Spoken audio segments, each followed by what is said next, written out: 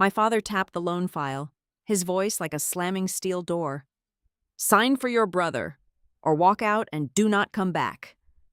I chose to walk, thinking I had lost my family. But the next morning, an old black card my grandmother hid in my wallet unlocked a door they never expected. The debt meant to trap me became the exact key I used to destroy their entire game. My name is Morgan Somerset. I am 33 years old, and I live in the quiet, moss-draped suburbs of Savannah, Georgia. For the past 2 years, I have resided in my childhood bedroom on the second floor of my parents' home, diligently saving every spare dollar for a down payment on a place of my own.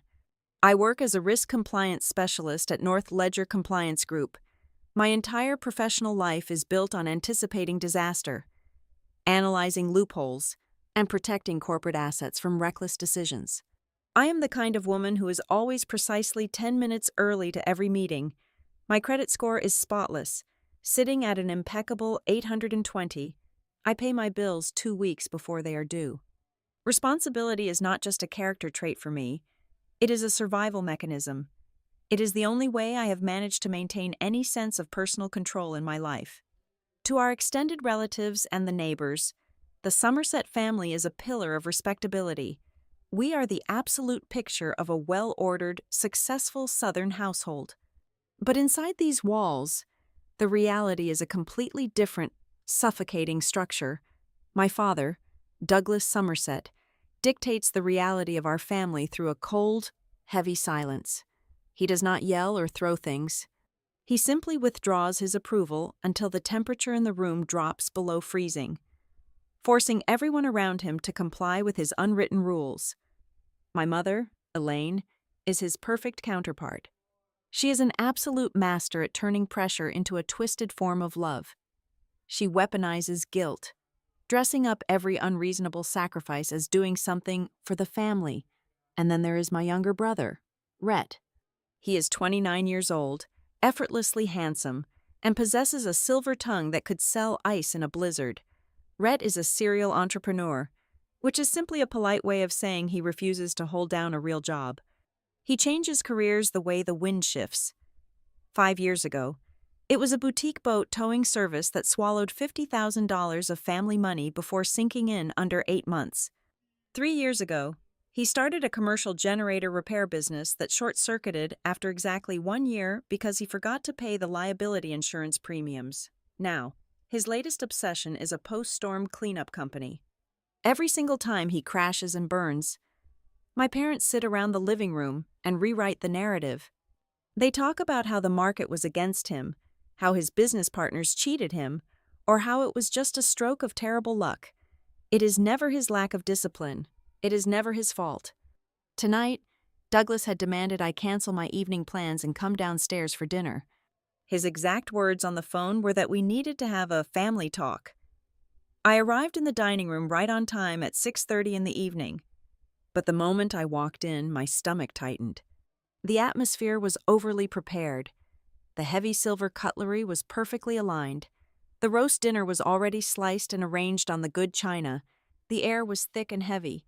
No one asked how my week at the firm was going. No one mentioned the unusually hot weather outside.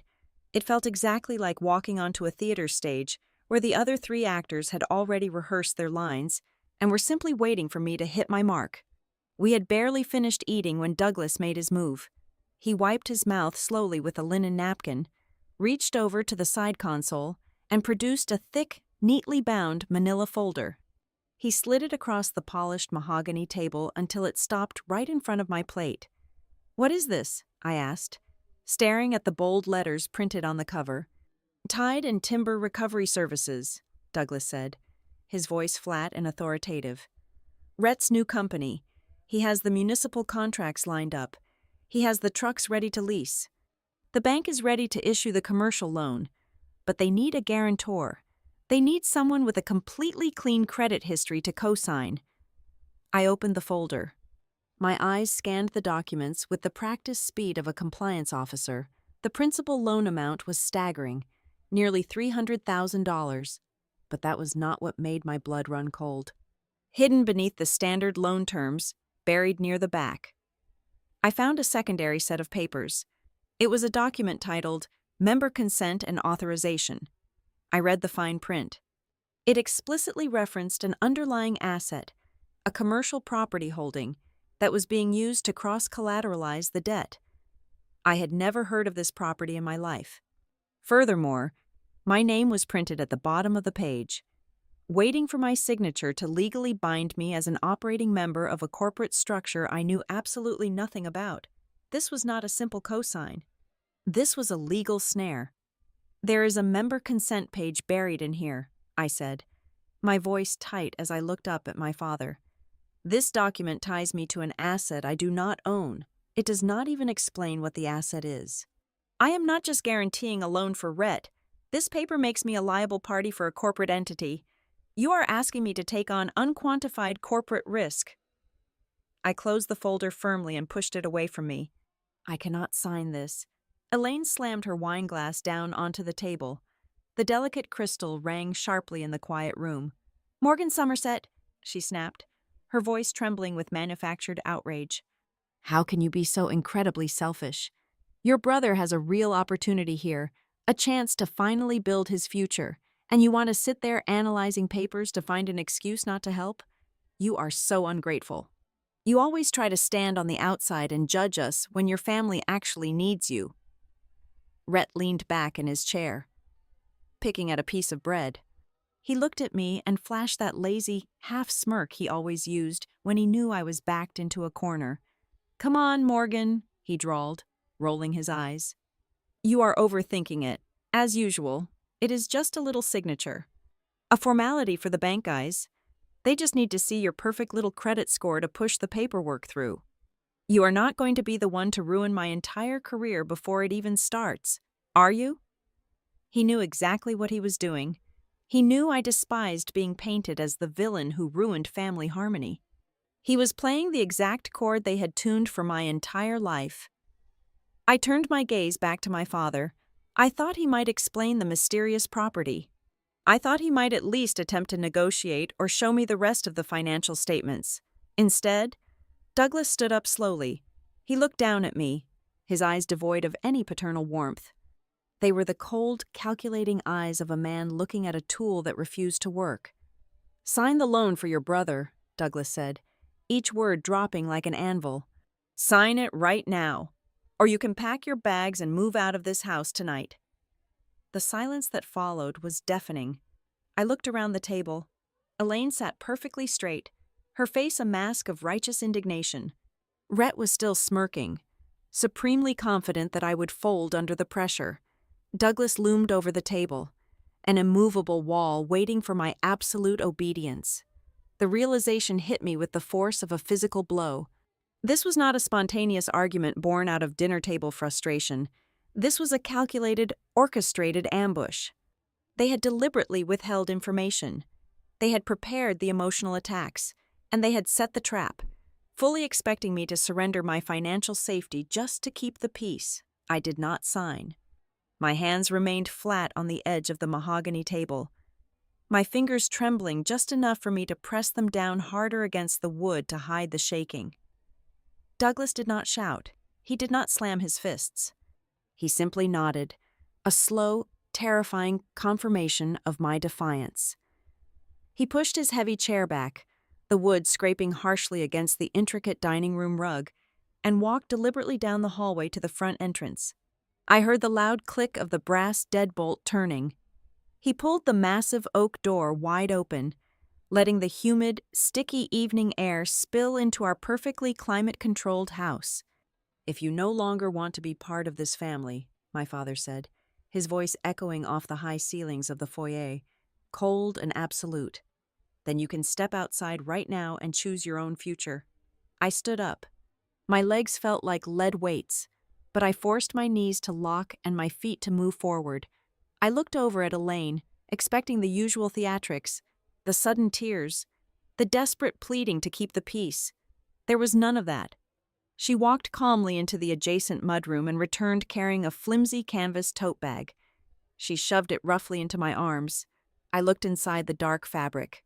There were 2 random blouses, a pair of worn sweatpants, and a spare toothbrush still sealed in its plastic wrapper. It was an insult disguised as maternal care. I knew instantly what was missing. My passport, my birth certificate, the small metal lockbox key containing my social security card, all of it remained safely tucked away upstairs in my bedroom desk drawer. She had deliberately left behind the most critical anchors of my identity. Creating an invisible legal leash meant to drag me back by morning. She wanted me to crawl back to that front porch, broken, exhausted, and begging for access to my own life. I walked past my father without making eye contact and stepped out onto the porch. The heavy door clicked shut behind me with a sickening, absolute finality. I walked down the long driveway to my sedan, the decorative gravel crunching loudly under my flat work shoes. The moment I slid behind the steering wheel and locked the doors, my phone vibrated violently in the center console cup holder.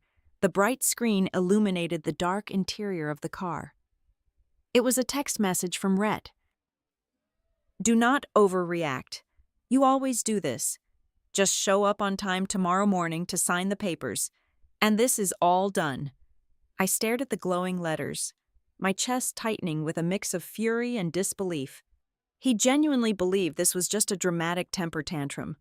He thought my personal boundaries were nothing more than a temporary inconvenience to his grand plans. I threw the phone onto the empty passenger seat and forcefully turned the ignition key. I drove out of the quiet, manicured subdivision, navigating the familiar, winding suburban streets with a mind completely blank with shock. I merged onto the main highway heading toward downtown Savannah. The city was alive with the chaotic, pulsating energy of the annual Riverfront Festival. Crowds of tourists spilled over the cobblestone streets, their loud laughter and thumping live music drifting through my tightly closed windows. I pulled over near 3 different hotels, watching the neon signs flash their bright red warnings of no vacancy through my windshield like mocking eyes. Every single inn, motel, and bed and breakfast in a 30-mile radius was booked solid for the busy holiday weekend. A cold panic began to claw at my throat.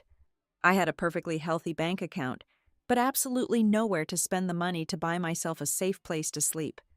Defeated and exhausted, I turned the car away from the vibrant, glowing riverfront and drove deep into the quiet commercial district. I found a massive, desolate, multi-story concrete parking garage. I took the spiraling, tire-marked ramp all the way up to the 7th floor, parking my sedan in a dark, isolated corner far away from the illuminated elevator banks. I turned off the engine. The sheer silence of the heavy concrete structure was oppressive, broken only by the distant, echoing wail of a police siren and the low, constant hum of the overhead fluorescent security lights. The damp air smelled strongly of leaked motor oil, wet cement, and stale exhaust fumes. It was nearly 2 o'clock in the morning. I leaned my driver's seat all the way back, staring blankly up at the rough, bare concrete ceiling. I was a respected corporate professional, a woman who analyzed risk for a living, and I was sleeping in a public parking garage like a stray animal because I refused to be my family's financial collateral damage. My stomach growled fiercely, a sharp physical reminder that I had barely touched my dinner before the ambush began. I remembered seeing a glowing vending machine by the dirty stairwell on the 3rd floor. I reached into my purse for my thick leather wallet, flipping it open to search for loose dollar bills and quarters. I dug my fingers deep into the tight, hidden silk lining of the billfold, a secret compartment I almost never utilized. My index fingernail caught on something stiff and unyielding. It was not a coin. I pulled it free from the tight fabric and held it up to catch the dim, flickering overhead light. It was a hard, exceptionally heavy black card.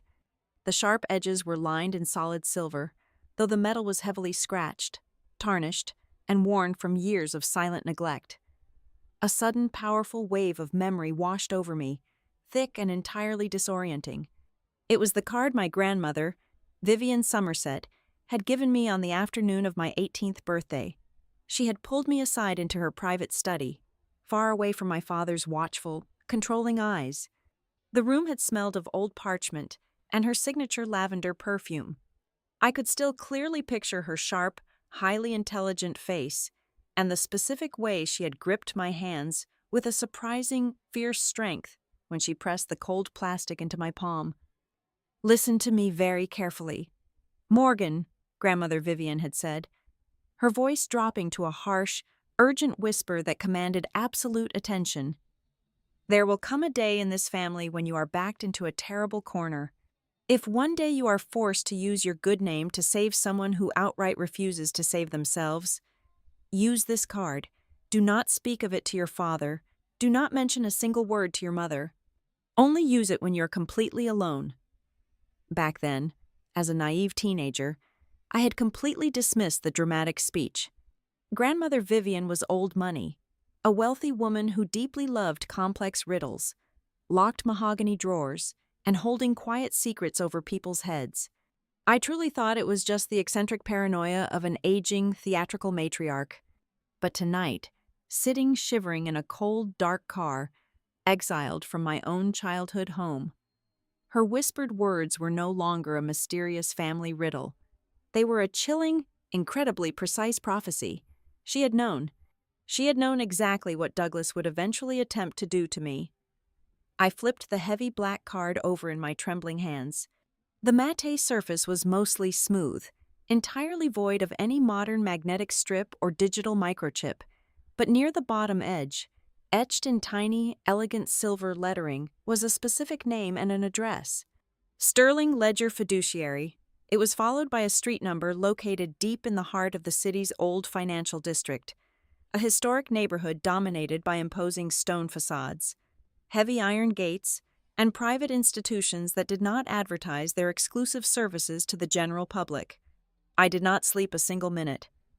I spent the next 4 hours watching the dark shadows slowly shift across the massive concrete pillars as the moon descended over the sleeping city. My mind raced at a frantic pace, meticulously piecing together the timeline of my brother's endless business failures, my father's increasingly desperate financial maneuvers, and my mother's expertly weaponized guilt. By the time the night sky finally turned a bruised, pale purple at the break of dawn, my crushing fear had completely evaporated into the cold morning air. It was entirely replaced by a sharp, icy clarity I had never experienced before in my entire life. I sat up straight and adjusted the rearview mirror. My reflection stared back at me. I looked incredibly pale and exhausted, with deep dark circles forming under my eyes, but the familiar terror of disappointing my parents was completely gone. My father and mother were likely sitting in their pristine, sunlit kitchen right now, drinking their expensive imported coffee, simply waiting for the front doorknob to turn. They fully expected me to walk in, crying, apologize profusely for my disrespectful outburst, and meekly ask for my Social Security documents so we could drive straight to the bank. They expected the perfectly obedient daughter to surrender her future. I gripped the cold leather of the steering wheel and turned the key. The engine roared to life, echoing loudly and powerfully through the empty, cavernous garage. I shifted the car into drive and steered firmly toward the exit ramp. I was not driving back to the quiet suburbs.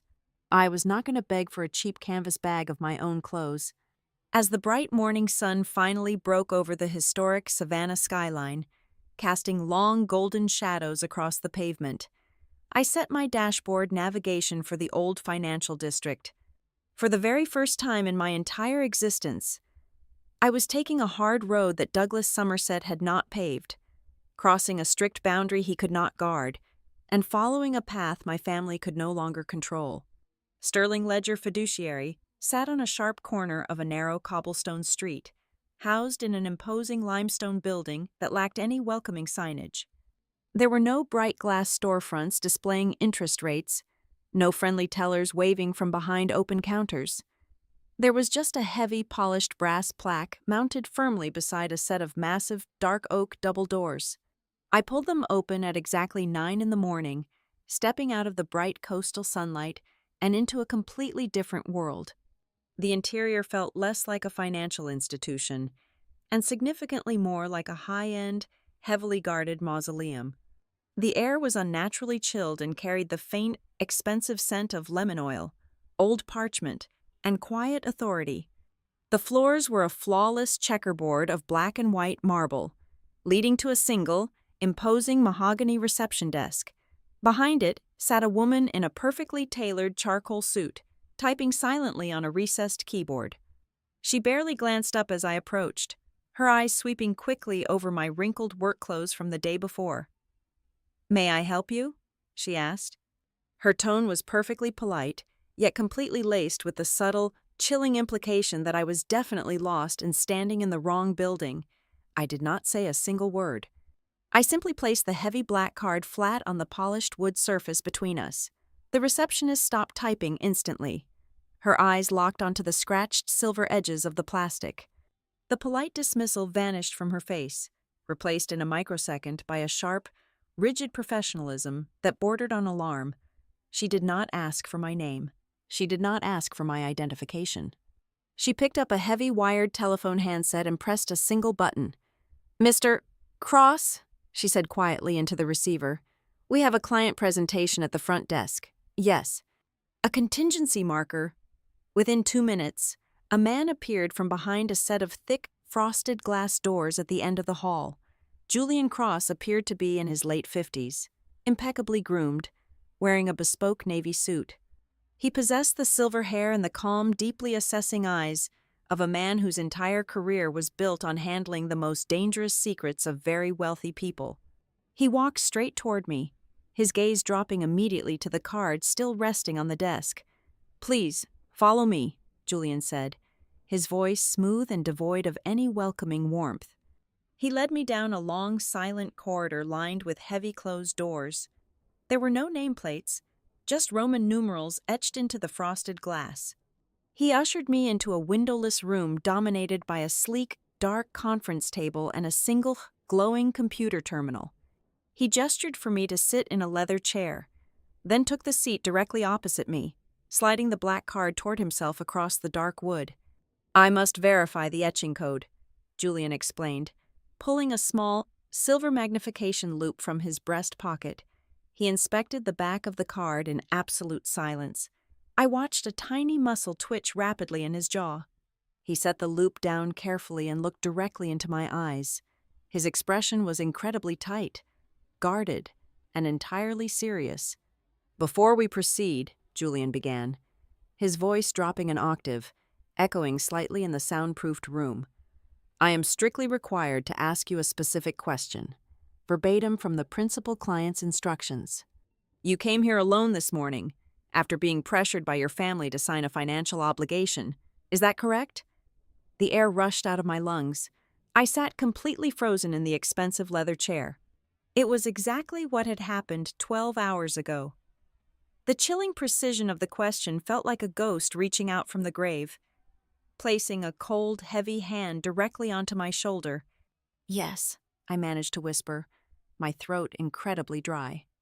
"That is exactly what happened." Julian let out a slow, controlled breath. He turned to his terminal and typed a long, complex string of characters. "Your grandmother, Vivian Somerset, was a remarkably prescient woman. She established a highly restrictive protocol with our firm over a decade ago. It contained a dead man's switch of sorts, but one triggered by circumstance rather than death.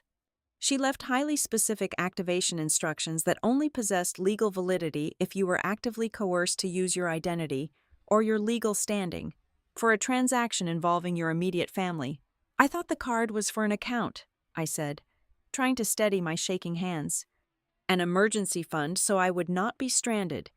"It does not open a cash account," Julian corrected gently, though his eyes remained sharp. "It opens the Somerset Contingency Archive. It is a backup fiduciary file your grandmother sealed many years ago, locked away from the rest of your family." He pressed a concealed button under the edge of the table. A portion of the mahogany wall paneling quietly slid open, revealing a heavy steel safe embedded in the concrete. Julian turned the combination dial, his movements practiced and precise. He extracted a thick, oversized, leather-bound portfolio and placed it squarely in the center of the table between us. "Inside this portfolio," Julian continued, unfastening the heavy brass clasps, "you will find handwritten correspondence, corporate operational files, fiduciary resolutions, and a conditional proxy. Most importantly, It contains a specific directive transferring total informational access directly to you, triggered exclusively if your father ever attempted to force you to guarantee debt for your brother. He opened the heavy cover. Resting on top of the dense stacks of legal documents was a thick cream-colored envelope with my name written in Grandmother Vivian's sharp, elegant, sloping handwriting. My fingers trembled as I picked it up and broke the old wax seal. The letter was dated 8 years ago. I unfolded the thick parchment and began to read the crisp black ink.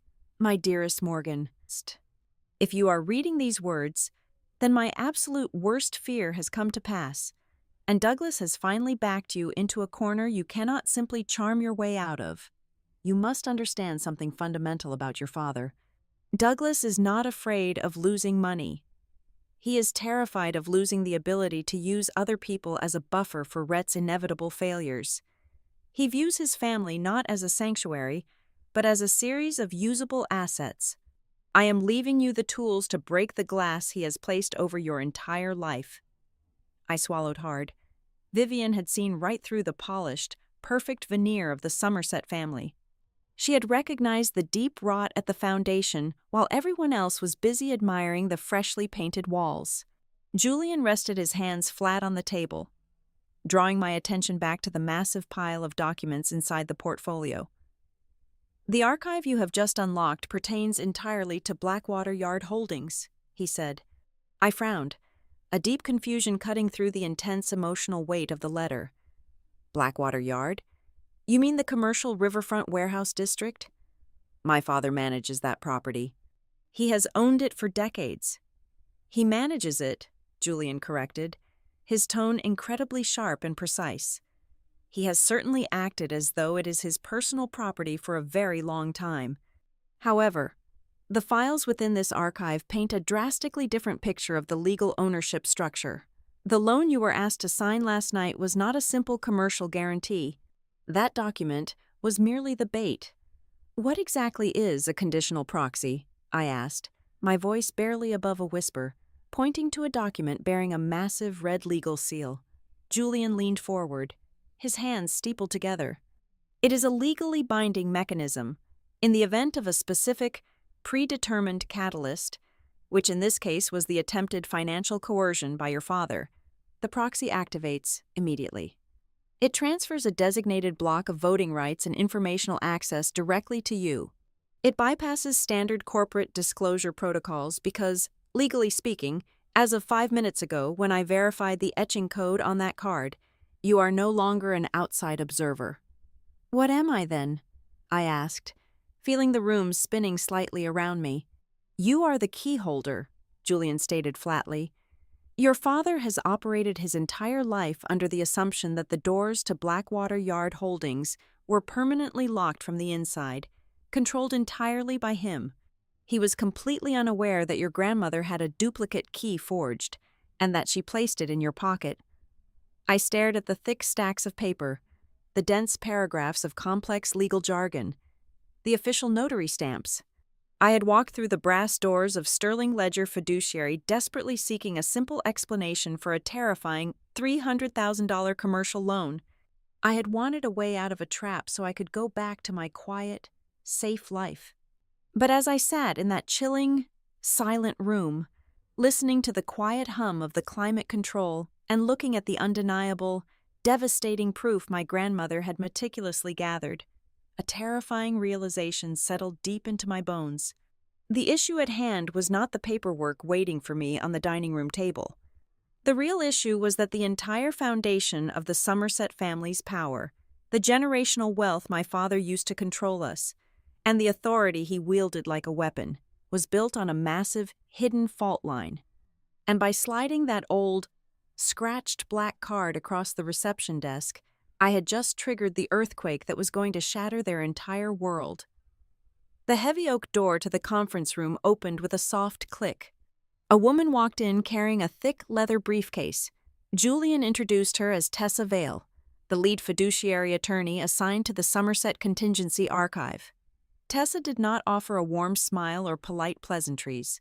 She possessed the sharp, analytical gaze of a forensic accountant who had spent her entire career dissecting the financial ruin of wealthy families. She took the seat next to Julian, unlatched her briefcase, and began pulling out stacks of bound legal folios. "I am going to show you the actual chain of ownership for your family's assets," Tessa said, her voice brisk and entirely devoid of emotion. "It is a structure your father has spent the last 2 decades actively hiding from you." Tessa slid the first document across the dark wood. It was a faded, yellowing trust agreement stamped with a county seal from 30 years ago. I recognized the flowing, delicate signature at the bottom immediately. It belonged to my biological mother, Laurel Somerset. She had passed away when I was a child, leaving a massive, silent void in our house that Elaine had quickly filled with her own brand of suffocating control. Before her death, Tessa explained, tapping the county seal with her silver pen, "Your birth mother inherited a majority stake in Blackwater Yard Holdings from her own maternal grandparents. The exact figure was 51%. It was structured as a mixed asset trust. When she passed, your father assumed the role of managing director, but he never legally absorbed her shares. By law, that 51% was meant to transfer directly to you upon your 21st birthday. He simply never executed the transfer, and he never told you the truth." I stared at my mother's signature. My chest tightened painfully. For years, Douglas had acted as if every brick, every warehouse, and every inch of the riverfront property was a testament to his own hard work and business genius. He had demanded our gratitude for the roof over our heads. In reality, he was living off the inheritance of the woman he buried. "And what about the remaining 49%? I asked, my voice sounding distant and hollow to my own ears. Tessa slid a second document next to the first. It bore Grandmother Vivian's bold, unyielding handwriting. "Your grandmother held the other 49%. She knew exactly what Douglas was capable of, and she knew he was operating the holding company as a personal slush fund. She also knew that if she confronted him directly, he would simply find a way to bury the paperwork in endless litigation. So, she established a springing proxy." "Julian mentioned that term earlier," I said, trying to process the sheer volume of deception. "What does it actually mean in this context?"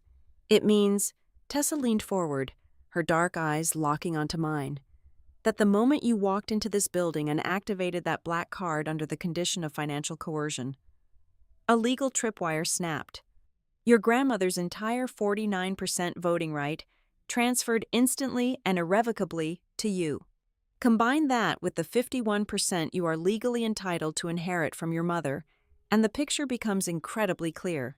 You do not just have the right to look at these files today. As of this exact moment, you hold the absolute, dominating voting power over the entirety of Blackwater Yard Holdings." The silence in the room was absolute. I was the majority owner. I was the boss. The man who had thrown me out of my home the night before was essentially my unauthorized employee. But the revelations were far from over. Tessa was not there just to hand me a crown. She was there to show me how badly the kingdom had been looted. She opened a massive, bound ledger and began flipping through pages of bank statements and internal expense reports. Every single page felt like a physical strike to my ribs.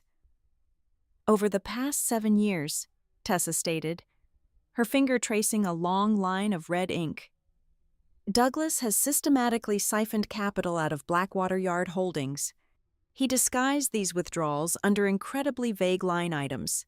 Here is a transfer for $85,000 labeled as an emergency roof repair. Here is another for $42,000 categorized as heavy equipment maintenance. And here is a recurring monthly withdrawal of $15,000 listed simply as an executive management fee." "Where did the money actually go?" I asked, though my stomach was already sinking with the inevitable answer. Tessa placed a secondary stack of papers next to the ledger. They were articles of incorporation for a series of limited liability companies. I recognized the names immediately: the boutique boat towing service, the commercial generator repair business, the endless string of Rhett's spectacular failures. "He pumped the stolen capital directly into your brother's shell companies," Tessa confirmed. "Rhett would start a business, Douglas would drain Blackwater to fund it. Rhett would bankrupt the company, and the money would simply vanish into the wind. Douglas used your mother's legacy as a limitless, bleeding piggy bank to protect his golden son from ever experiencing a single consequence. My eyes scanned a particular bank statement dated 6 years ago. The date jumped out at me like a glaring neon sign. It was the exact same month I was supposed to start my master's degree in financial analytics. I had been accepted into a prestigious program. I had packed my bags. But 3 weeks before classes began, Douglas had sat me down in his dark study and told me the devastating news. He claimed the stock market had taken an unexpected dive. He said my graduate school fund, the one he had supposedly managed for me since childhood, was completely wiped out. I had canceled my enrollment, taken an entry-level job, and spent years working grueling hours to climb the corporate ladder from the absolute bottom. "Look at the date on this transfer," I said, my voice trembling with a rage so profound it felt entirely cold. I pointed at a withdrawal of $60,000. This was my tuition. He did not lose my graduate school fund in a bad market. He stole it to cover Rhett's first catastrophic business collapse. "I am deeply sorry," Julian said quietly from the end of the table. "The financial forensics are undeniably brutal." "There is one final piece to this," Tessa said, drawing my attention back to the present crisis. She reached into her briefcase and pulled out a perfect replica of the commercial loan folder Douglas had shoved in front of me last night. "I need you to understand exactly what you were looking at yesterday. This was never a simple debt guarantee. The lender your father chose is notorious for aggressive asset seizure. They demanded a clean guarantor, yes. But your father included a secondary set of papers. The member consent forms," I recalled, the memory of the fine print flashing vividly in my mind. "Exactly." Tessa nodded sharply. "Your father knows his legal standing is entirely fraudulent.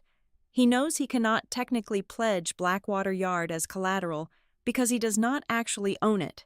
That loan package was an elaborate Trojan horse. It was a massive ratification document. If you had put your signature on that dotted line last night, you would have unknowingly signed a retroactive waiver." My breath caught in my throat. "I would have legalized his theft. You would have legally recognized his false authority as the managing director," Tessa confirmed, her tone grim. "You would have consented to every illegal mortgage, every unauthorized cash transfer, and every single fraudulent management action he has taken over the past 2 decades. You would have bound yourself to the debt, surrendered your rightful inheritance, and given him a permanent shield against federal embezzlement charges.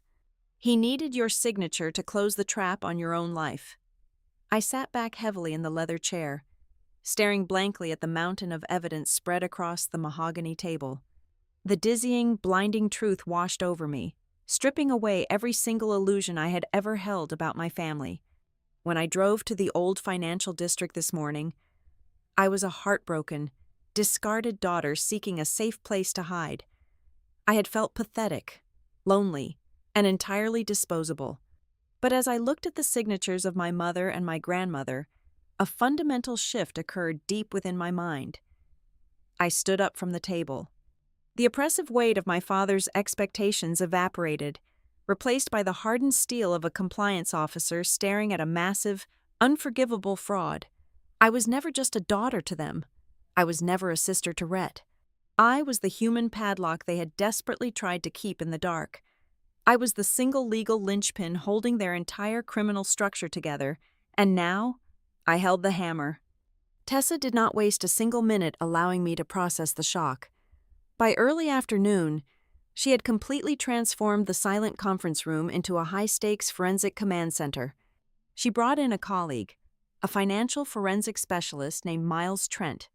Miles was a quiet, intensely focused man who seemed to communicate entirely through complex spreadsheets, bank routing numbers, and the harsh glare of dual computer monitors. He did not offer empty sympathies. He simply rolled up his sleeves and began the grueling process of cross-referencing decades of the massive Blackwater Yard Holdings ledgers against a towering stack of scattered operational files. The rhythmic clicking of his keyboard and the rustle of dry, aged paper became the soundtrack of my terrifying awakening. After 3 agonizing hours of continuous auditing, Miles abruptly pushed his chair back and called me over to his glowing screens. "I need you to look at the margins on this specific signature page," Miles instructed, pointing a laser pen at a scanned digital document dated exactly 4 years ago. It was a corporate resolution authorizing a massive internal transfer of funds. He then pulled up a second document on the adjacent monitor. It was a standard estate division acknowledgement form, a purely administrative paper I clearly remembered signing just 3 weeks after my mother's funeral, back when I was a grieving teenager blindly trusting my father to handle the overwhelming legalities of her death. "Look closely at the ink pressure, the spacing of the letters, and the exact distance from the bottom margin," Miles said, his voice dropping to a grim register. The 2 signatures were absolutely identical.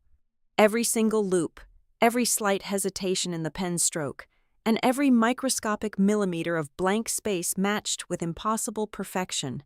It was not a fresh signature. My father had literally photocopied the final page from my mother's probate file and physically stapled it to the back of multiple corporate resolutions that I had never been allowed to see.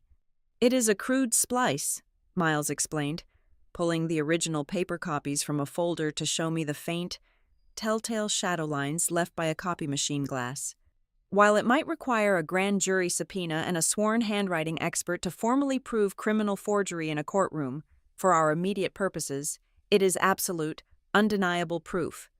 Douglas has been blindly attaching your legal consent to highly toxic financial documents for years."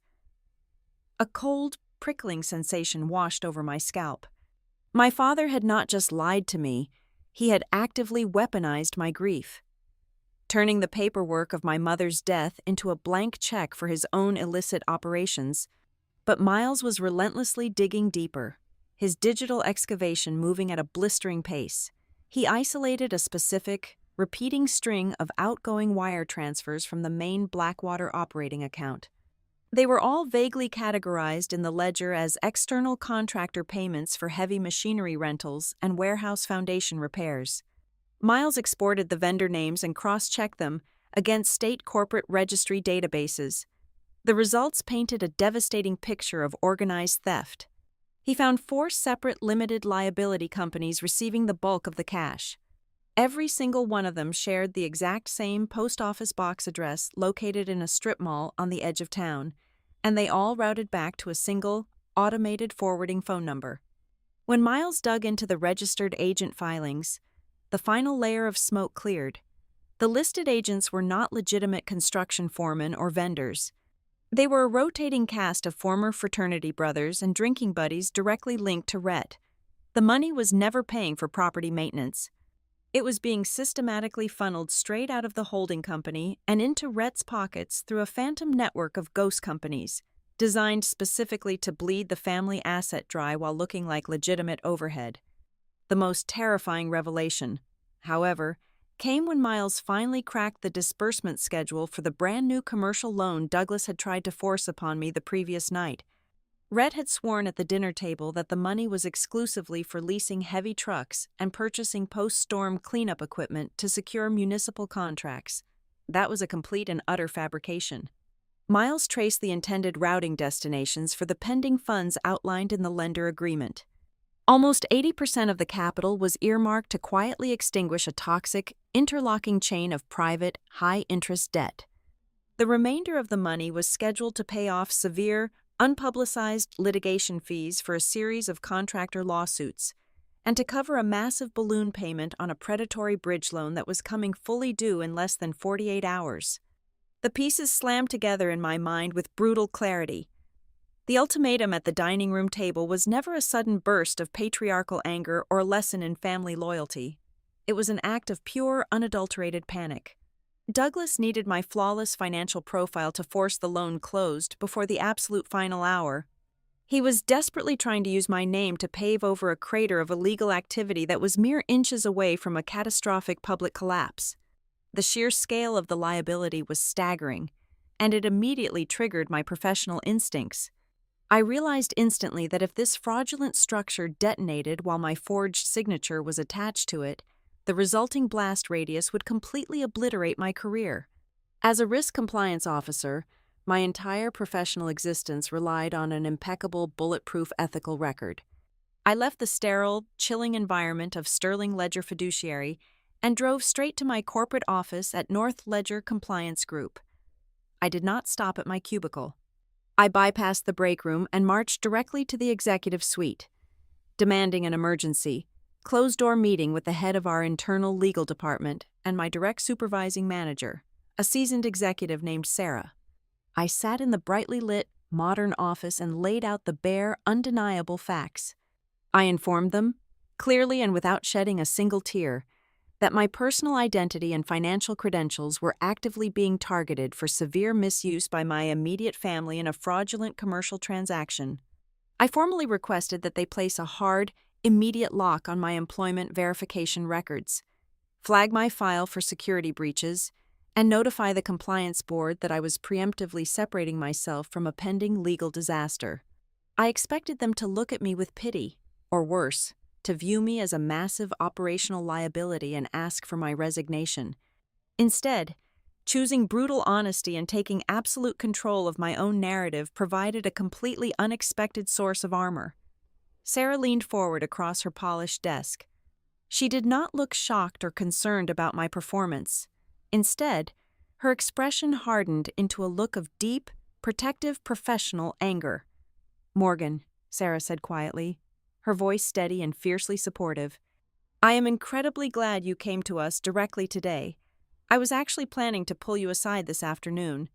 2 days ago, our Human Resources Department received a highly irregular phone call. A man claiming to be an authorized family representative called the main verification line. He aggressively demanded a detailed breakdown of your current base salary, your exact job title, your bonus structure, and the absolute upper limits of your corporate liability insurance." My breath hitched sharply in my throat. The room seemed to tilt. "Did he give a name?" I asked, though my racing heart already knew the horrifying answer. "He stated his name was Douglas Somerset," Sarah confirmed, her eyes locked on mine. "HR refused to release the information without your direct written consent, and he became incredibly hostile before hanging up." The floor seemed to drop out from beneath me, but my feet remained firmly planted. The final, crucial puzzle piece locked into place with a sickening, metallic click. My father had not just sprung a trap at dinner. He had been actively casing my professional life like a bank robber meticulously casing a vault. He was taking a precise inventory of my earning potential, my stability, and my corporate value to figure out exactly how much heavy, toxic debt he could securely strap to my back before my spine snapped. Walking out of that executive office, the crushing, lonely fear of being a runaway, disobedient daughter vanished completely. The lingering guilt Elaine had spent 33 years installing in my brain was entirely burned away by a cold, righteous fury. I was no longer a confused woman running away from a difficult, overbearing family. I was standing perfectly still, finally turning around to face a ruthless, predatory system that had spent decades meticulously preparing to harvest my entire life as their personal collateral. The hunt was over, and the prey had just learned how to shoot back. I returned to the imposing limestone building of Sterling Ledger Fiduciary just after 1 o'clock in the afternoon. Tessa and Miles had requested my presence to review the final drafted injunctions, but I never made it past the black and white marble checkerboard floor of the grand lobby. The heavy oak double doors flew open with a violent thud that echoed off the high vaulted ceiling. I spun around from the reception desk. My breath hitched, but my feet stayed firmly planted. Striding through the entrance, bringing the humid, chaotic heat of the Savannah afternoon into the chilled, silent sanctuary, were my father, my mother, and my brother. It had been less than 15 hours since I was exiled to the driveway. Finding me here meant they had leveraged someone in our extended social circle to track my license plate, or perhaps they had access to a dormant location sharing feature on my phone plan that I had forgotten to disable. They had hunted me down. Elaine launched her assault first. She did not march. She rushed forward with the frantic, calculated energy of a tragically distressed mother. She completely ignored me and targeted the impeccably dressed receptionist and Tessa, who had just stepped out of the frosted glass corridor to greet me.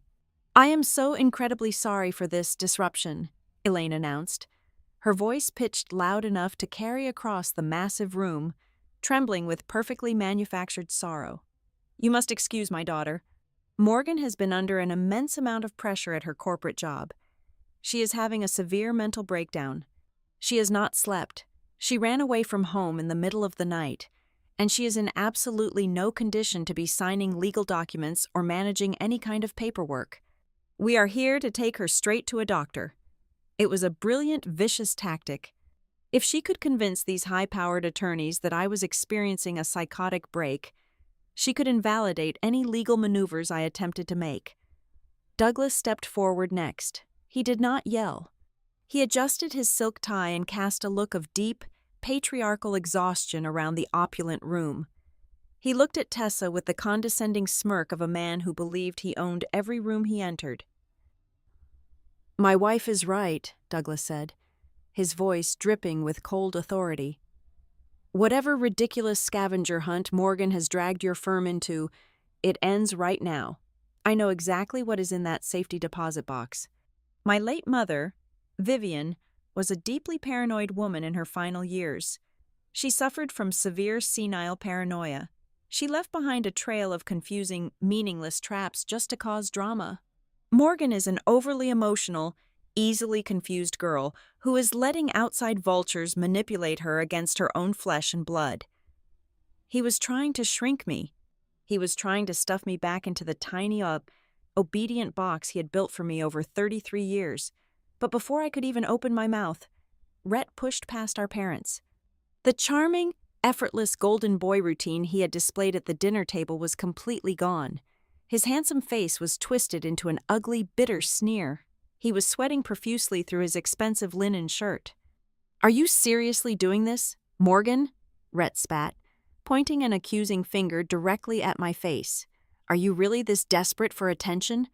You just could not stand that the family was finally focusing on my career for once, could you? You had to run off and drag a bunch of expensive corporate lawyers into a simple bank signature just so you could feel important. You are pathetic. You are literally trying to ruin my life because you are jealous." I looked at my brother. I did not see a struggling entrepreneur. I saw a terrified parasite who realized his host was finally cutting off the blood supply. Tessa Vale did not flinch. She stepped smoothly between my family and me, acting as a physical and legal shield. She held up a single manicured hand, and the sheer force of her professional presence commanded immediate silence.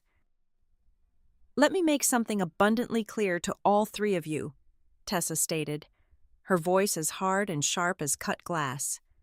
"My name is Tessa Vale. I am the lead fiduciary attorney representing the Somerset Contingency Archive. You are currently standing inside a private legal institution.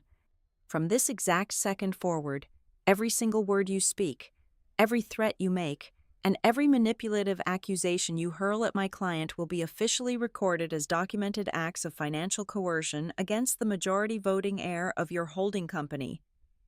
The words majority voting heir hit the marble room like a live grenade.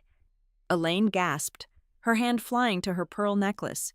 Douglas stiffened, his jaw locking so tight the muscles bulged visibly under his skin. Rhett, however, was too panicked to process the severe legal warning. The impending deadline for his fraudulent loan was clearly frying his nerves. He threw his arms up in the air, his face flushing a dark, angry red. "You cannot do this to me," Rhett shouted, completely losing his composure. "The paperwork has to be clean by tomorrow morning. The investor already funded the bridge loan. If we do not deliver a clean guarantor file, they are going to swallow the entire riverfront deal and leave us with absolutely nothing." The room went dead silent. Rhett clamped his mouth shut, his eyes widening in sudden, raw terror as he realized what he had just confessed out loud. I felt a jolt of pure electricity shoot down my spine. The investor already moved the bridge. That single desperate sentence changed the entire landscape of the war. Rhett and Douglas were not just scrambling to secure a loan to pay off old debts. There was a hidden, aggressive third party waiting in the shadows. A private equity shark or a rival developer who had extended a predatory bridge loan, just waiting for my father to default so they could seize the highly valuable riverfront acreage. Douglas was not just using me as a shield. He was using me as a human sacrifice to appease a massive, unseen predator. Realizing that his son had just handed me the final, damning piece of the puzzle, Douglas completely abandoned his calm, authoritative facade. He stepped around Tessa, closing the distance between us until he was mere inches from my face. He resorted to the oldest, deepest, and most painful weapon he possessed. "You listen to me, you ungrateful little girl," Douglas hissed, his eyes burning with a venom I had never seen so openly displayed. "When your mother Laurel died, this entire family was broken. I am the one who kept the lights on. I am the one who carried this entire family on my back for 2 decades. I built the wealth you are standing here trying to steal. You owe me your obedience. You owe me your signature. You belong to this family, and you will do exactly as you are told." For my entire adult life, that specific tone would have made me drop my gaze. It would have made me apologize. It would have made me reach blindly for a pen to make the conflict stop. I looked up. I met my father's furious stare directly. My hands were not shaking. My heart was not racing with fear. It was beating with the steady, powerful rhythm of a woman who finally understood her own absolute worth. "You did not carry this family, Douglas," I said. My voice was not a shout, but it resonated loudly and clearly through the grand, silent lobby, bouncing off the limestone walls. "You hollowed it out. You used my mother's death to steal her legacy. You used my grandmother's silence to fund Rhett's endless, pathetic failures. And you tried to use my pristine professional reputation to cover up a mountain of criminal fraud." I took a deliberate step forward, forcing him to take a half step back to maintain his physical balance. "Blackwater Yard Holdings was never your private asset," I declared, looking directly into his cold, calculating eyes.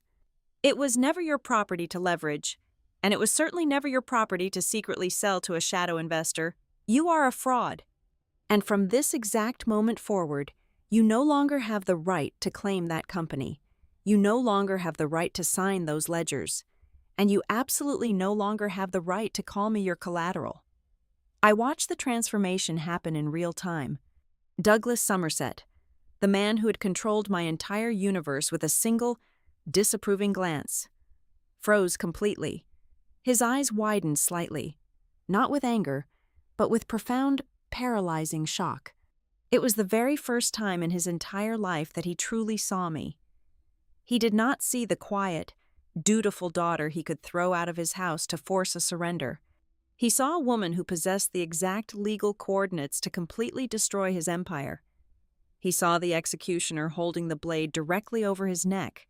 The power in the room did not just shift, it completely inverted, and every single person standing on that marble floor knew the reign of Douglas Somerset was officially over.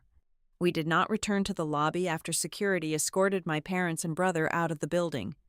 Tessa Vale marched straight back to the frosted glass conference room, her heels clicking a rapid, militant rhythm against the marble floor. She opened her laptop before she even sat down. The time for gathering historical data was over. We were shifting entirely to a scorched earth offensive. "I am filing an emergency injunction of disbursement," Tessa announced, her fingers flying across the keyboard. "We are sending a formal cease and desist directly to the primary underwriter at Hollow Crest Equipment Finance. I am notifying them that the membership structure and the collateral rights of Blackwater Yard Holdings are under severe active legal dispute." Within 45 minutes, the notification was sent by priority legal courier and secure electronic transmission. We did not have to wait long for the shockwave to bounce back. Hollowcrest was a massive, aggressive lending institution, and they did not take kindly to discovering their high-yield commercial packages were built on fraudulent foundations. Less than 2 hours later, their internal legal counsel fired back a massive, encrypted data file containing the complete, unredacted loan agreement. Miles Trent immediately threw the files up onto the dual monitors. As we began to read through the master terms, the sheer audacity of the deception took my breath away. This was absolutely not a standard equipment loan. The heavy trucks and the industrial cleanup gear were nothing more than a thin, cosmetic layer of paint over a massive, incredibly toxic financial structure.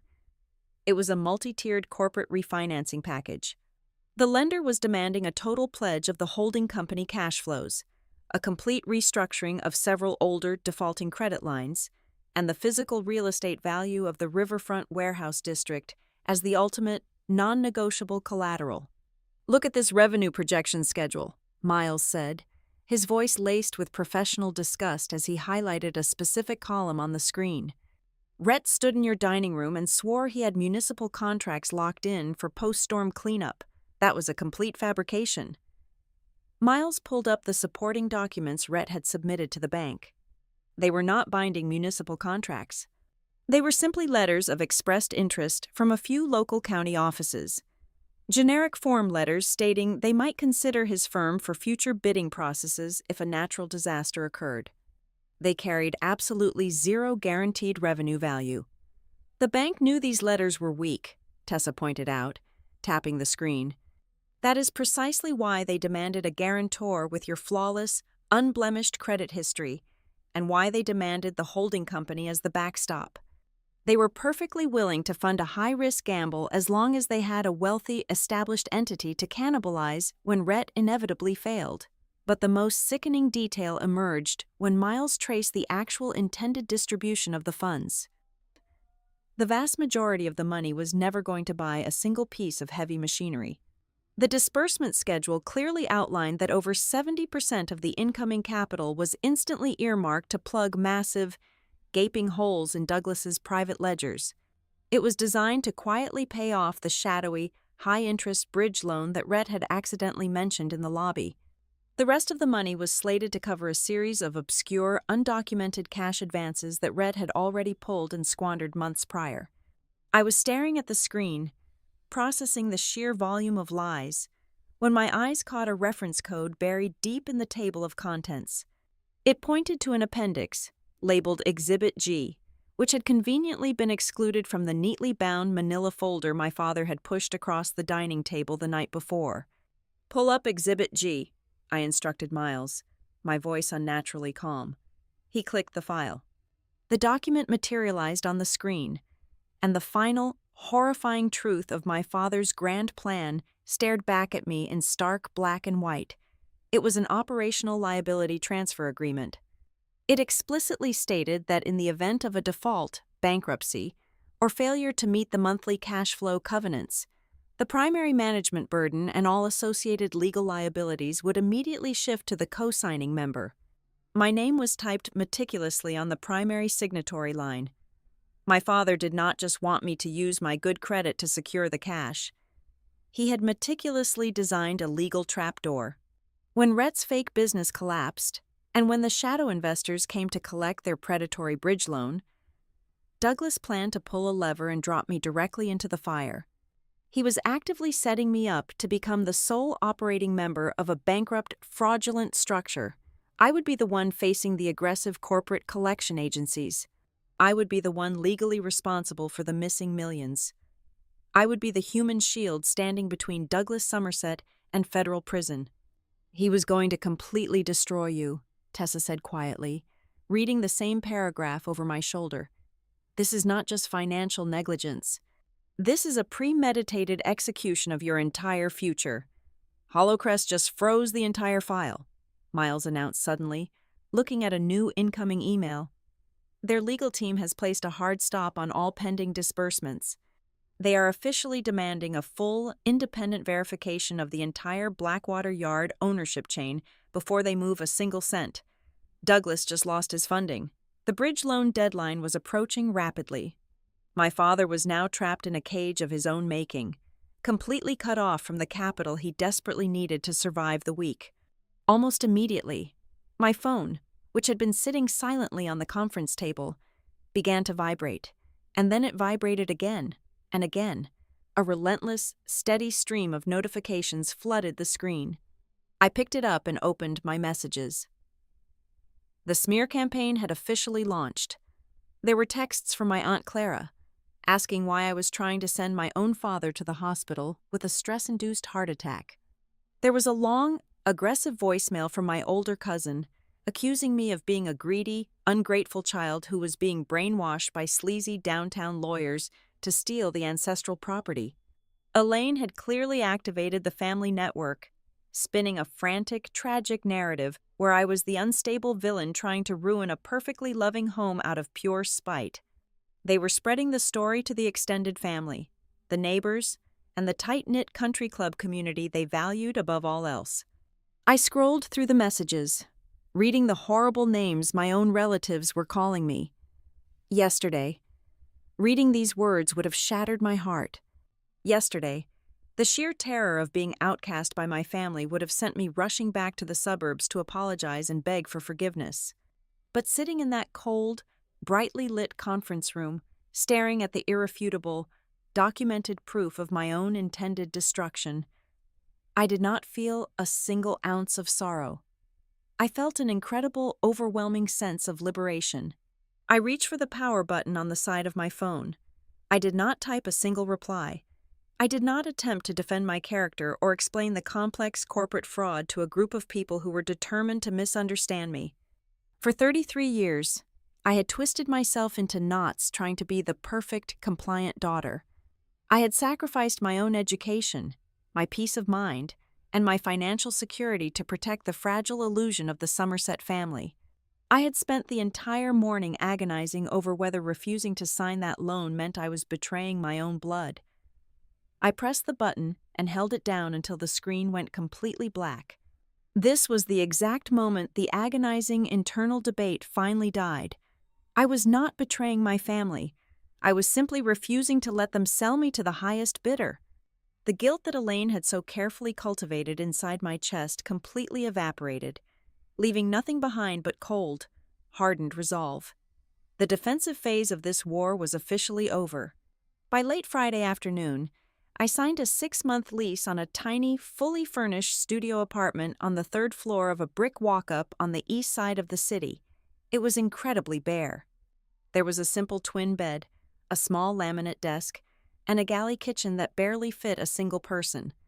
It cost me $2,500 up front. When the landlord handed me the single brass key, I walked inside, closed the heavy wooden door, and threw the deadbolt. The sharp metallic click echoed in the empty room. It was the most beautiful sound I had ever heard. For the very first time in my 33 years of life, I was standing inside a space where no one could simply walk in and use guilt as a weapon to demand my attention. I was entirely untouchable. I sat down at the small desk, opened my personal laptop, and began treating my own life like a forensic compliance audit. I stopped crying. I stopped wondering why they did not love me enough to protect me. I simply became a machine. I created secure digital folders and began dragging years of personal history into the light. I downloaded frantic voicemails from Rhett dating back 5 years, his voice always dripping with that exact same desperate cadence, begging me to transfer $500 or $1,000 to help him out of a sudden jam. Just this one last time. I captured text messages from Douglas dictating aggressive deadlines for me to cover my own car insurance while he secretly drained my graduate fund. Every single time I had sent them money out of a deeply ingrained sense of duty. I had carefully saved the digital receipts. Now, I compiled them into a chronological ledger of emotional and financial extortion. Just after 7 o'clock in the evening, my phone vibrated with a message from an encrypted number. It was from a younger cousin on my mother's side, someone who had always stayed quiet during the family gatherings. She sent a single image file without any accompanying text. It was a screenshot of a private family group chat from the afternoon of the dinner ambush. I zoomed in on the speech bubbles. The message was from Elaine. "We need to make sure the folder is on the table before she even sits down." My mother had written, "We have to corner her right before the signing. Keep the pressure high and do not give her any time to call a lawyer or think it through. If she hesitates, I will handle the tears." I stared at the glowing screen for a very long time. Any lingering, microscopic shred of hope I held that my mother was simply a weak, passive victim caught in my father's gravitational pull completely shattered into dust. Elaine was not an innocent bystander submitting to a tyrant. She was the active architect of the psychological trap. She was the one who calibrated the exact amount of emotional pressure required to break my spine.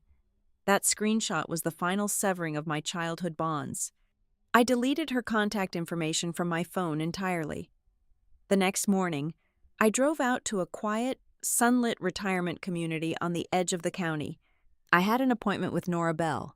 Nora was a sharp, fiercely intelligent woman in her late 70s who had served as my grandmother Vivian's private bookkeeper for over 3 decades. When I sat down in her floral-patterned living room and handed her my business card, she did not look surprised. She simply poured me a cup of black tea and nodded slowly. "I have been waiting for you to find me for a very long time." "Morgan," Nora said, her voice steady and clear. Vivian knew this exact day would come. She predicted Douglas would finally make a massive, careless move against you. "Why now?" I asked, gripping the warm teacup. "He has been stealing from the holding company for years. Why did he suddenly need to execute this massive, fraudulent loan structure this specific week?" Nora leaned forward, resting her hands on her cane. "Because the city zoning board quietly approved the new municipal logistics project 2 weeks ago.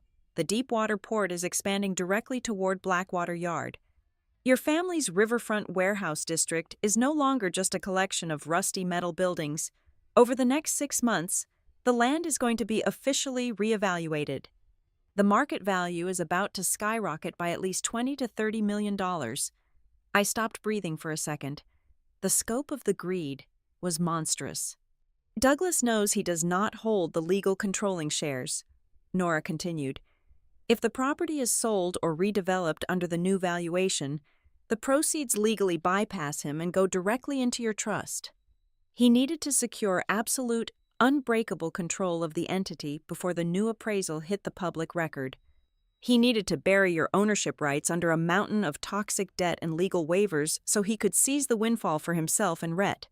"Did Grandmother Vivian know he was this ruthless?" I asked softly.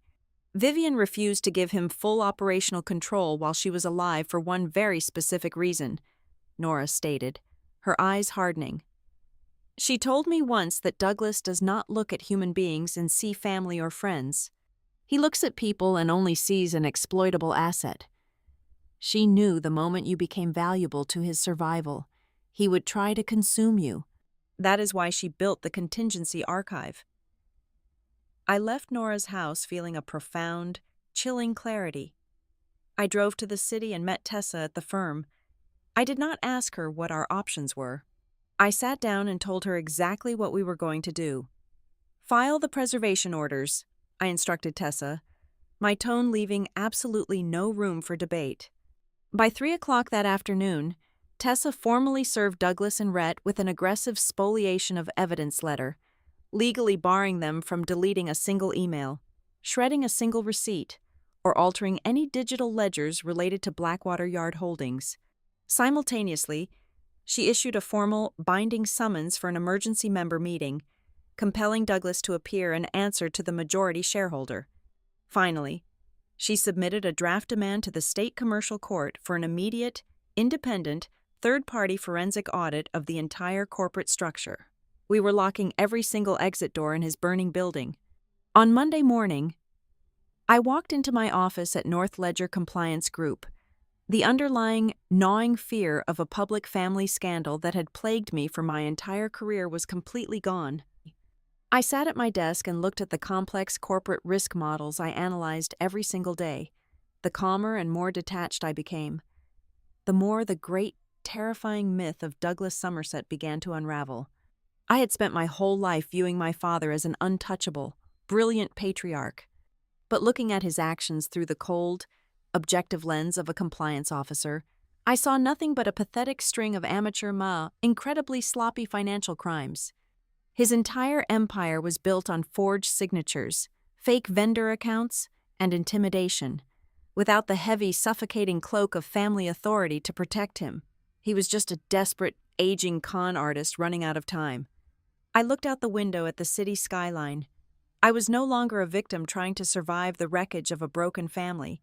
I was no longer interested in simply escaping their grasp or protecting my own credit score. A fundamental shift had occurred deep within my core. I did not just want to walk away and heal.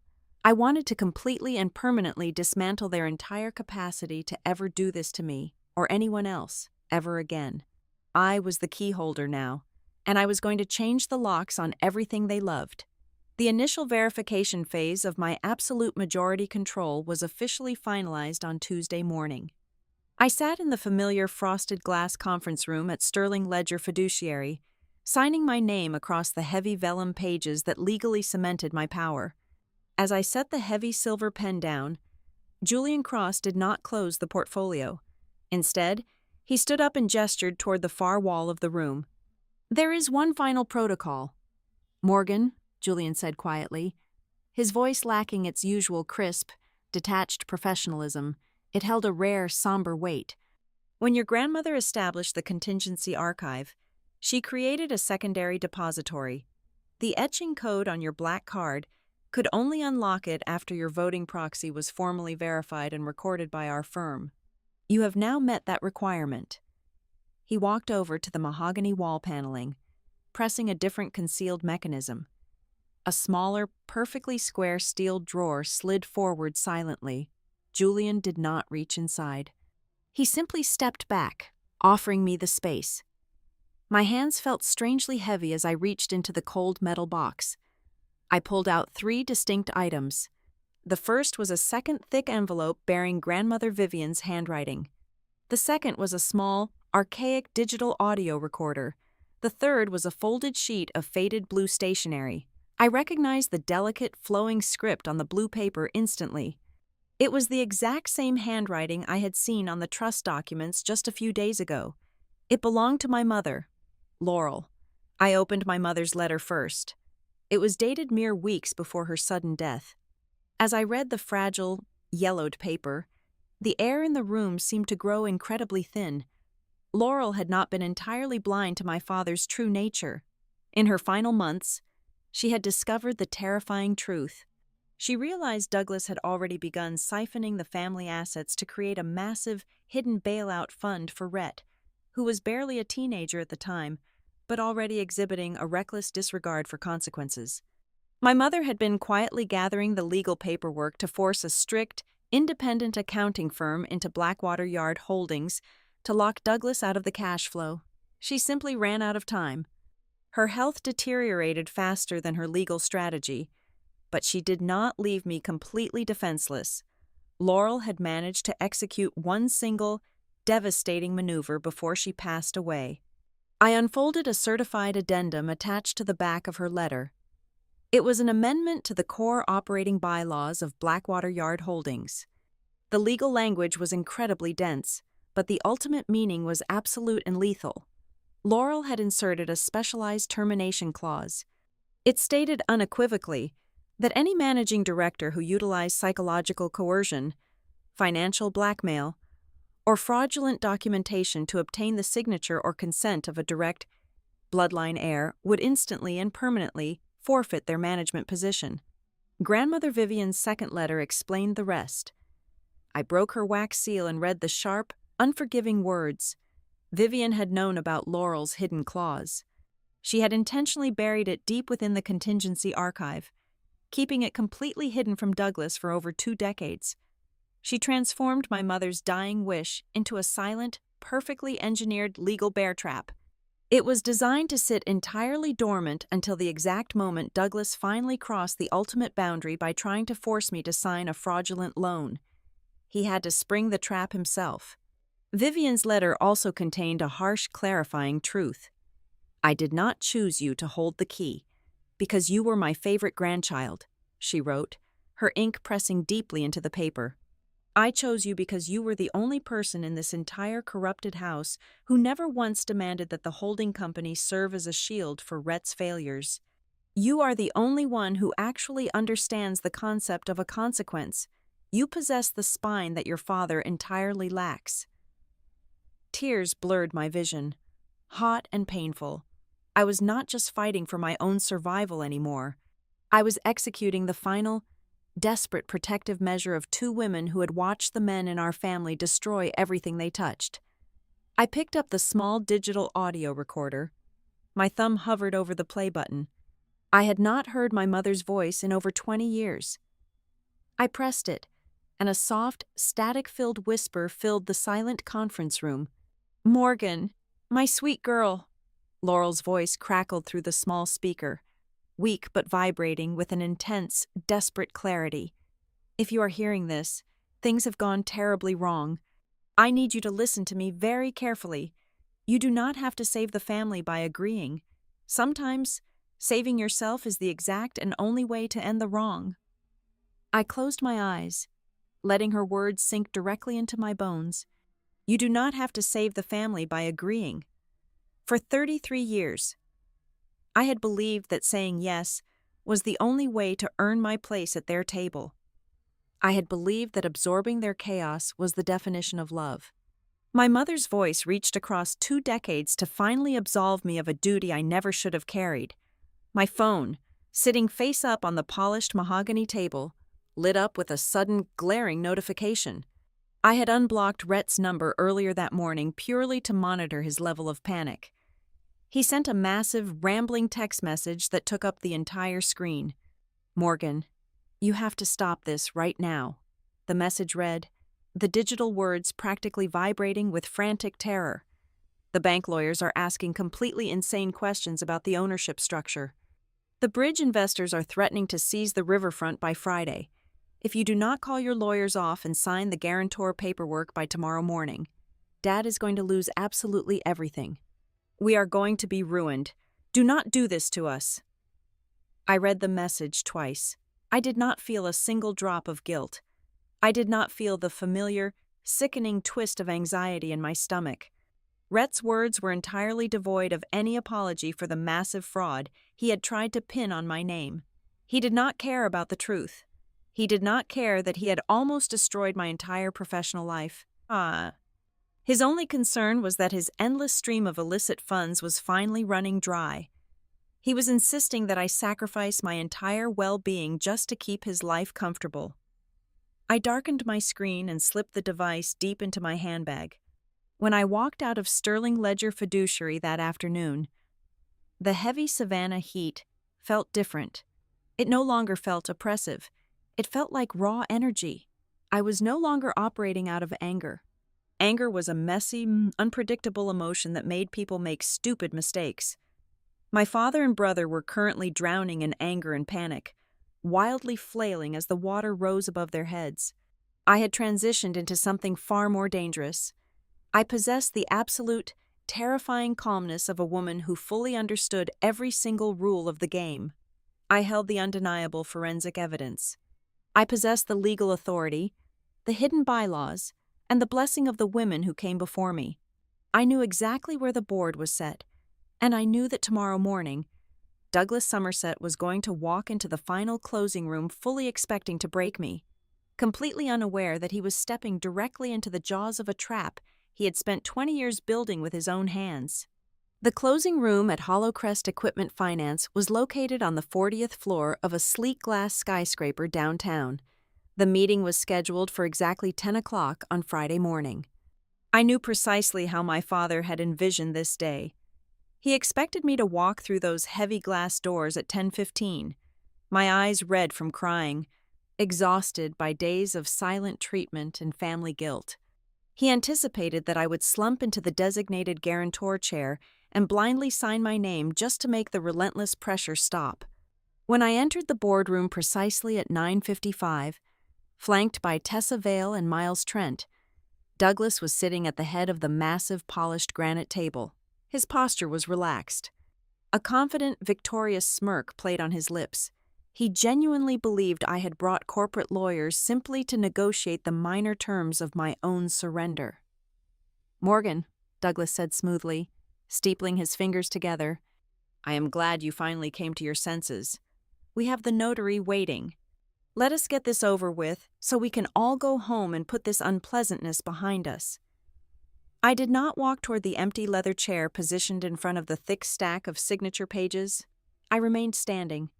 Tessa stepped forward, bypassing my father entirely, and approached the three senior underwriting executives from Hollow Crest who were sitting on the opposite side of the table.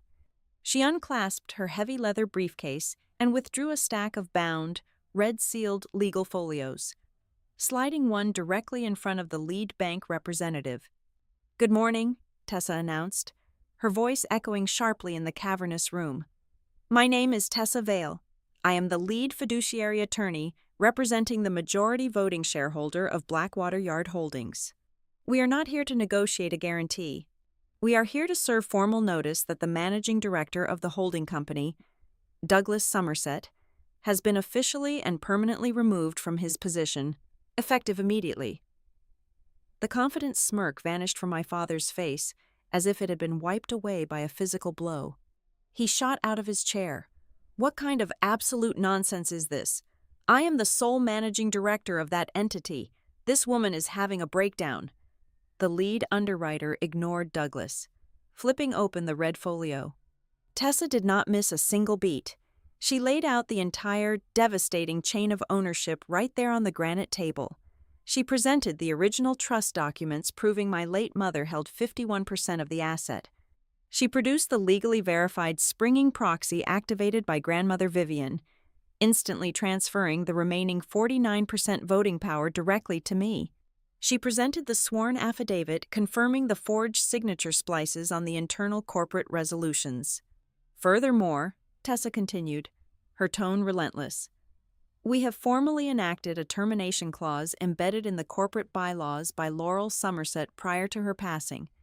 This clause immediately strips any management authority from an individual who utilizes financial coercion or fraudulent documentation to secure a bloodline signature."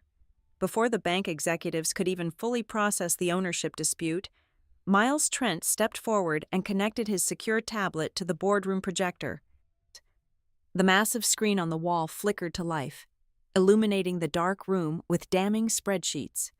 "Over the past 7 years," Miles stated, his voice completely devoid of emotion, "Douglas and Rhett Somerset have systematically utilized Blackwater Yard Holdings as a personal, unregulated cash reservoir.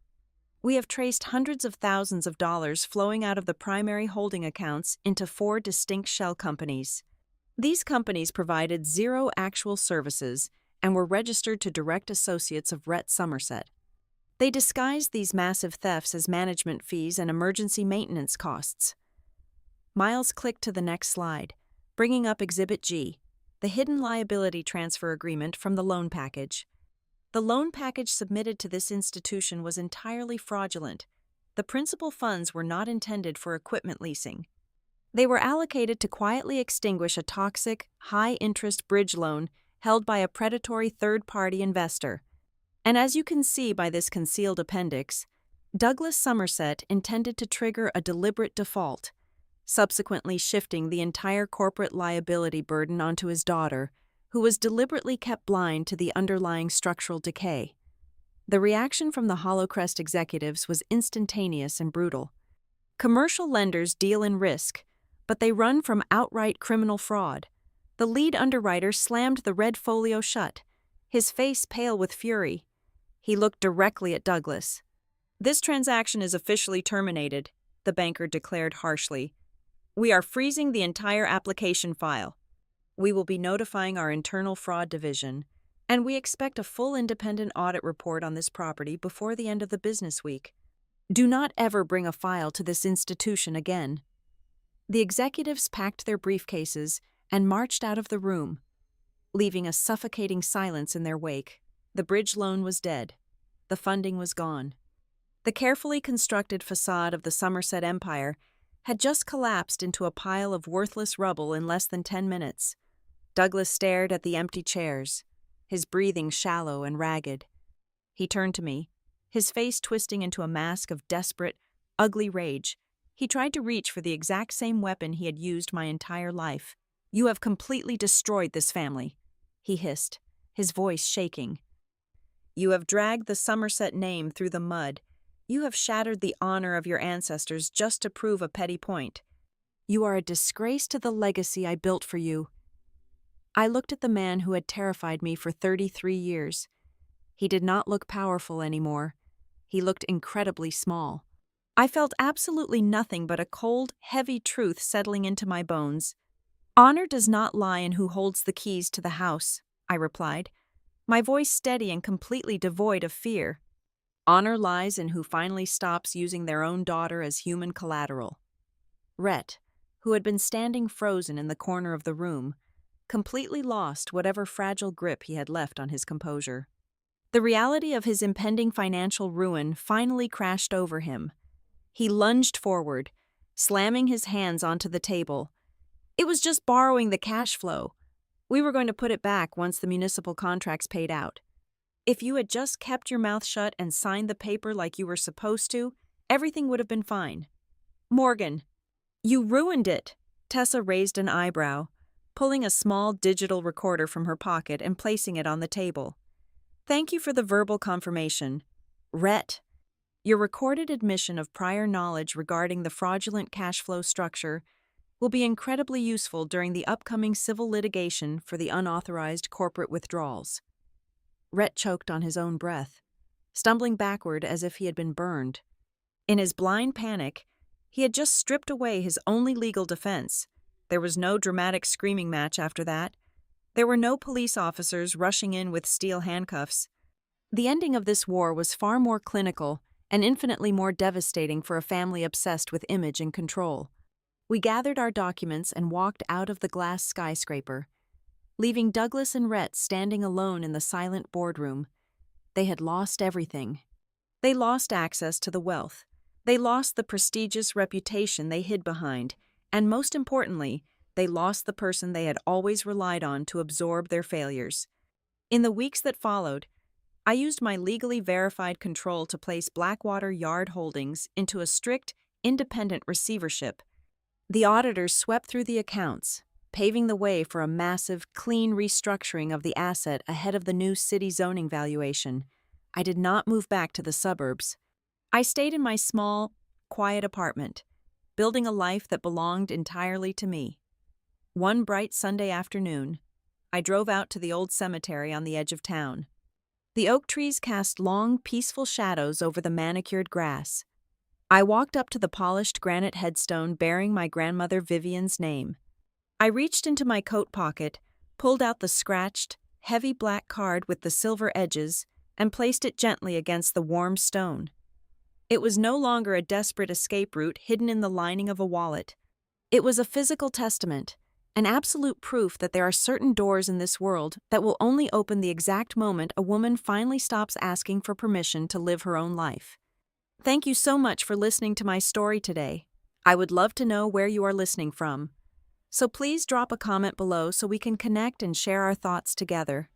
If you enjoyed this journey, please subscribe to the Helena Revenge Stories channel, like this video, and show your support by showing your support so this story can be heard by even more people.